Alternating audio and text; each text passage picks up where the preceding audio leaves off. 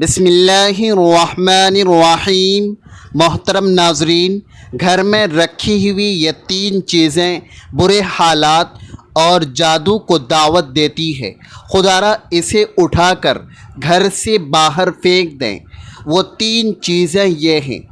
ہر گھر میں ایک چھوٹی سی چیز ہے جو روز بروز گھر میں نقصان کروا رہی ہے۔ کیا آپ جانتے ہیں وہ کیا ہے؟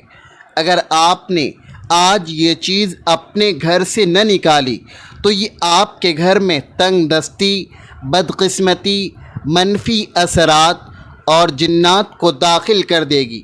وہ چیز کیا ہے؟ آپ نے کبھی سوچا ہے کہ کچھ گھر ایسے کیوں ہوتے ہیں جہاں داخل ہوتے ہی دل گھبرا اٹھتا ہے؟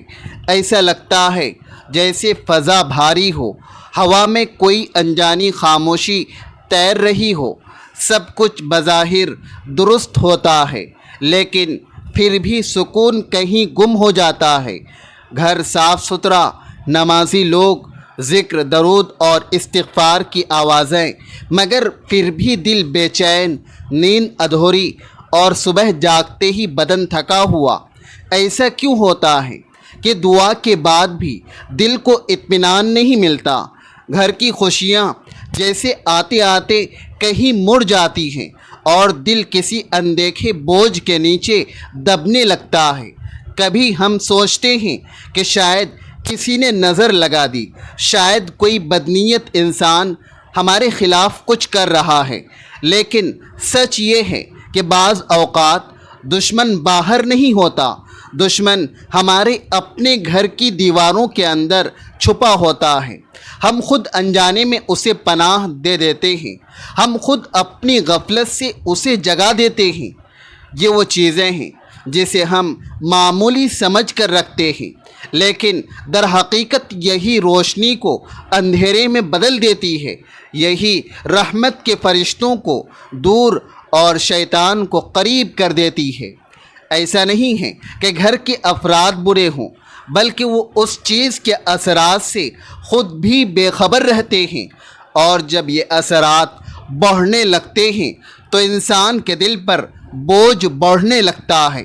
انسان کوشش کرتا ہے، دعا کرتا ہے، مگر سکون کی بارش نہیں برستی۔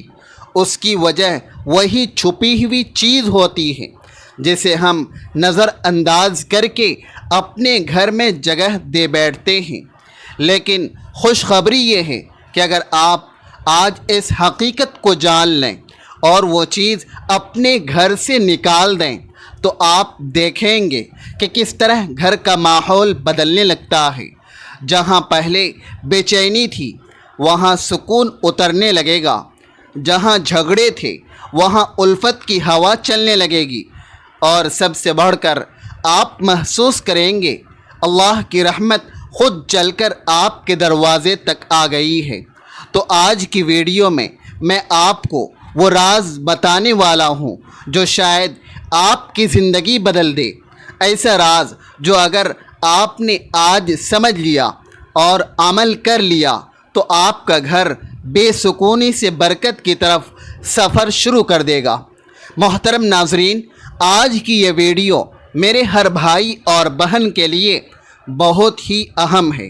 اس ویڈیو کا ایک ایک لفظ اتنا قیمتی ہے کہ اگر آپ جان جائیں تو آپ اس پر ضرور عمل کرنا شروع کر دیں گے، کیونکہ جانے انجانے میں بہت سی ایسی غلطیاں ہم سے ہو جاتی ہیں جن کا ہمیں پتہ نہیں ہوتا، اور ان کی وجہ سے گھر میں تنگ دستی، غربت اور بے برکتی پیدا ہو جاتی ہے۔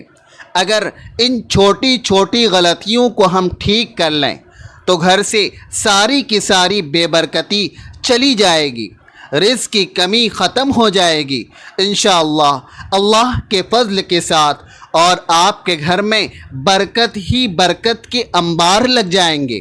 محترم ناظرین، اللہ تبارک و تعالی نے انسان کو اس دار فانی میں بھیج کر زندگی کے طور طریقے سکھا دیے تاکہ وہ اپنی زندگی کو اور ضروریات زندگی کو انتہائی احسن انداز میں پورا کرے۔ انسان کسی بھی میدان میں کامیابی حاصل کرنا چاہتا ہے تو اسے سیرت النبی صلی اللہ علیہ وسلم پر عمل پیرا ہونا ہوگا۔ اسلامی تعلیمات میں زندگی اور گھر کے سکون کے لیے چند اصول بیان کیے گئے ہیں۔ گویا کوئی انسان اگر ان پر عمل پیرا ہوتا ہے تو وہ اپنے گھر میں سکون پائے گا۔ انسان گھر میں کسی بھی کام کو سر انجام دے تو وہ فوراً بسم اللہ پڑھے، اس کام کو کرنے سے قبل ہمہ وقت ذکر الہی میں مشغول رہے۔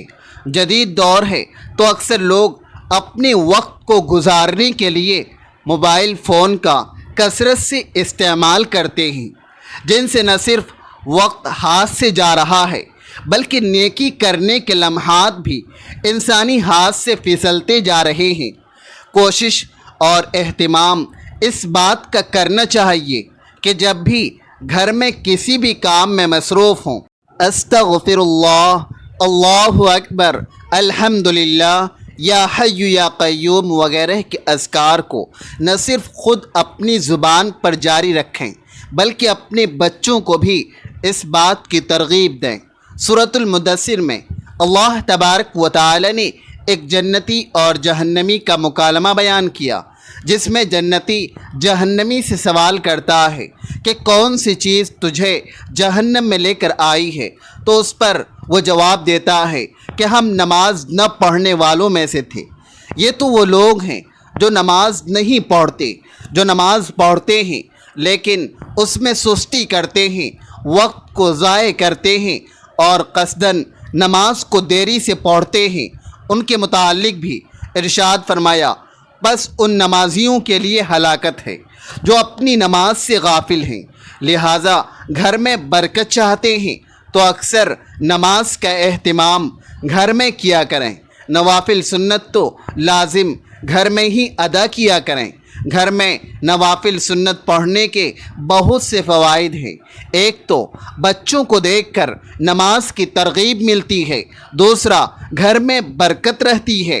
گھر میں برکت کے لیے قرآن مجید کی تلاوت کا اہتمام کیا جائے، اگرچہ تھوڑا ہی کیا جائے لیکن روز کی بنیاد پر کیا جائے۔ آپ چاہیں ایک صفحہ تلاوت کریں لیکن تلاوت روز کی بنیاد پر ہو سکے تو اپنے بچوں کو ایک صفحہ روزانہ تلاوت کا سنائیں تاکہ ان میں قرآن مجید کی تلاوت کا شوق پیدا ہو۔ جناب رسالت مآب صلی اللہ علیہ وسلم نے فرمایا، اپنے گھروں کو قبرستان نہ بناؤ، یقیناً شیطان اس گھر سے دور بھاگتا ہے جہاں سورہ بقرہ پڑھی جاتی ہے۔ یعنی گھروں میں نماز اور تلاوت قرآن کا اہتمام کیا کرو۔ اہل علم فرماتے ہیں کہ روزانہ رات عشاء کی نماز کے بعد جو شخص سورہ واقعہ کی تلاوت کرتا ہے، اللہ تبارک و تعالی اس کے رزق میں اضافہ فرماتا ہے۔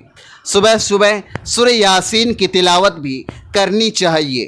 جمعۃ المبارک کو سورہ کہف کی تلاوت کرنی چاہیے۔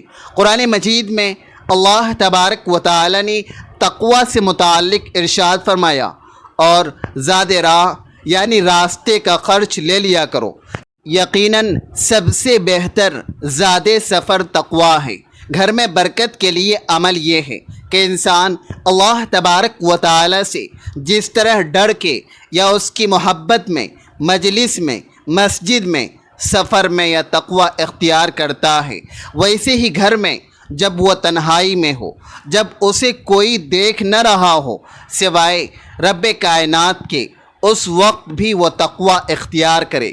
اپنی بیوی، بچوں، والدین اور بہن بھائیوں کے ساتھ حسن سلوک محض اللہ تبارک و تعالی کی رضا کے خاطر، یہ عمل بھی گھر میں برکت کا سبب ہے۔ اس میں کوئی دو رائے نہیں ہے کہ جب انسان مل کر کھانا کھاتے ہیں تو اللہ عز و جل اس میں برکت ڈال دیتا ہے، اور پھر جب افراد گھر کے ہوں، سب مل کر بیٹھ کر ایک جگہ اہتمام کے ساتھ اللہ تبارک و تعالی کے نام سے شروع کریں تو برکت کا کیا عالم ہوگا۔ جدید دور میں یہ روایت ختم ہوتی جا رہی ہے۔ اب اگر کوئی اپنے کمرے میں بیٹھا ہے تو وہیں وہ کھانا کھائے گا۔ ایسا کرنا برکت کو ختم کرنے کے مترادف ہے۔ جناب رسالت مآب صلی اللہ علیہ وسلم نے فرمایا، اللہ تبارک و تعالیٰ کے ہاں سب سے پیارا کھانا وہ ہے جس پر ہاتھوں کی کثرت ہو، یعنی جہاں لوگ زیادہ ہوں گے۔ آپ نے ارشاد فرمایا، صحابہ نے عرض کیا، یا رسول اللہ صلی اللہ علیہ وسلم، ہم کھاتے ہیں مگر سیر نہیں ہوتے۔ تو فرمایا، شاید تم الگ الگ ہو کر کھاتے ہو۔ صحابہ نے جواب دیا، ہاں جی۔ فرمایا، اپنے کھانے پر اکٹھے ہو جاؤ، اس پر اللہ کا نام لو، اس میں تمہارے لیے برکت ڈال دی جائے گی۔ اللہ تبارک و تعالی نے رزق کی تقسیم کے اوقات کار مقرر تو نہیں کیے، لیکن اسلامی تعلیمات سے معلوم ہوتا ہے کہ چند ایسے اوقات کار ہیں جن میں اگر انسان رزق حلال کی تلاش میں نکلے تو اسے نہ صرف رزق ملتا ہے بلکہ اس کے رزق میں اللہ تبارک و تعالی برکت بھی ڈالتا ہے۔ ہماری تہذیب اور ثقافت کا یہ حصہ رہا ہے کہ ہمارے بڑے صبح جلدی اٹھ جاتے تھے، فجر کی نماز ادا کرنے کے بعد تلاوت قرآن کرتے اور پھر رزق حلال کی تلاش میں نکل پڑتے تھے، یہاں تک کہ وہ شام کو واپس لوٹ آتے تھے اور عشاء کی نماز کے بعد سو جاتے تھے۔ یہ ایسا وقت ہے رزق حلال کے لیے جس میں نہ صرف انسان زیادہ سے زیادہ اللہ تبارک و تعالیٰ کا فضل سمیٹ سکتا ہے بلکہ اس میں برکت بھی حاصل کرتا ہے۔ لیکن عصر حاضر میں تمام اوقات کار بدل چکے ہیں۔ لوگ اب فجر کے وقت سوتے ہیں اور ساری رات جاگتے ہیں۔ ہم یہ دیکھ سکتے ہیں کہ ان کے گھروں میں 4 سے 5 افراد کمانے والے ہیں لیکن پھر بھی برکت نہیں ہے، جبکہ ہمارے اجداد میں محض ایک شخص کمانے والا ہوتا تھا اور پورے گھر کو ایک ہی فرد کافی رہتا تھا۔